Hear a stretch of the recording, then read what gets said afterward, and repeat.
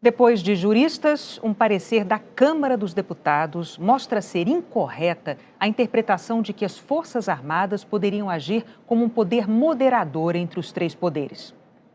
O parecer analisa a Constituição para esclarecer se as Forças Armadas têm algum papel de mediação de conflito entre os poderes judiciário, legislativo e executivo.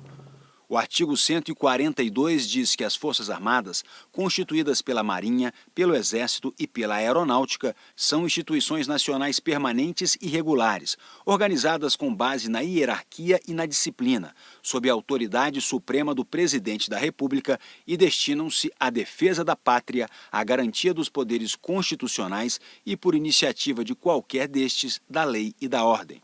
O documento, elaborado pela Secretaria-Geral da Mesa e pela Assessoria Jurídica da Câmara, afirma que as Forças Armadas são órgão de Estado e não de governo, indiferentes às disputas políticas que se desenvolvem no meio civil, conforme se depreende mesmo de dispositivos do próprio Estatuto dos Militares, em especial os que regem a ética militar. Ressalta que em uma democracia constitucional, nenhuma autoridade está fora do alcance da lei maior. A autoridade de que dispõe o presidente da República é suprema em relação a todas as demais autoridades militares, mas, naturalmente, não é em relação à ordem constitucional.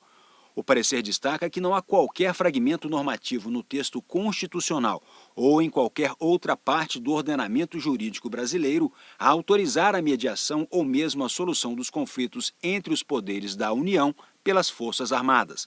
Mas, certamente, as Forças Armadas não pretendem exercer tais supostas atribuições e tampouco estão aparelhadas para fazê-lo. O presidente da Câmara, que pediu o parecer, reforçou que a Constituição não permite intervenção militar nem autoriza as Forças Armadas a agir como moderadora em conflitos entre os poderes. O artigo 142 não autoriza a realização de uma intervenção militar constitucional, ainda que de caráter pontual. Nenhum dispositivo constitucional e legal faz qualquer referência à suposta atribuição das Forças Armadas para o arbitramento de conflitos entre poderes. O parecer reforça que o texto constitucional atribui ao Supremo Tribunal Federal a defesa e guarda da Constituição e afirma que desrespeitar decisões do STF equivale a sabotar a dinâmica das instituições e abrir caminho para o arbítrio e a injustiça.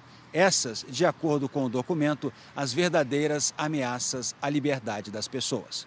O documento ressalta: jamais caberá ao presidente da República, nos marcos da Constituição vigente, convocar as Forças Armadas para que indiquem ao Supremo Tribunal Federal qual é a interpretação correta do texto constitucional diante de uma eventual controvérsia entre ambos. E conclui: eventuais conflitos entre os poderes devem ser resolvidos pelos mecanismos de freios e contrapesos existentes no texto constitucional, ao estabelecer controles recíprocos entre os poderes. São eles que fornecem os instrumentos necessários à resolução de conflitos, tanto em tempos de normalidade como em situações extremadas, que ameacem a própria sobrevivência do regime democrático e da ordem constitucional. Não existe país democrático do mundo em que o direito tenha deixado às Forças Armadas a função de mediar conflitos entre os poderes constitucionais ou de dar a última palavra sobre o significado do texto constitucional.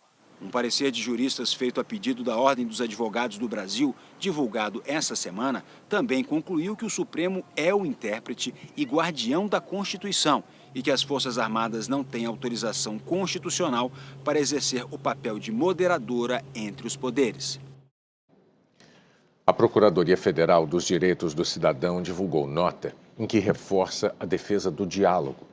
Segundo os procuradores, a turbulência que marcou o cenário político nos últimos dias causa apreensão na população e requer a reafirmação dos compromissos com a democracia.